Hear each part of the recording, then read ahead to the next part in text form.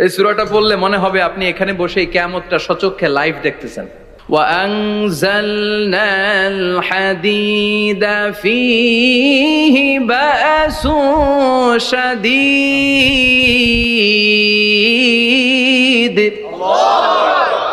আমি পৃথিবীর মধ্যে লোহা নাজিল করেছি, লোহার ভেতরে আছে ভয়ঙ্কর ধরনের শক্তি।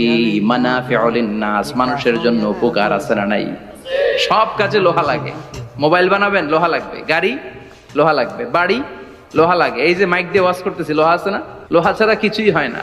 এই পাহাড়ের এত শক্তি যে পৃথিবীর এই থারথার করে কাঁপুনিকে বন্ধ করে দিয়েছে। হালমিন খালকিকা আসাদ্দা মিনাল জিবাল, ইয়া রব, আপনার সৃষ্টিকুলের মধ্যে পাহাড়ের চেয়ে শক্তিশালী কি কিছু আছে?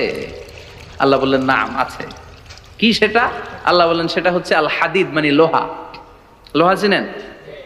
এই হাদিদ নামে, আল হাদিদ নামে আল্লাহর কোরআনে একটা সূরা আছে না?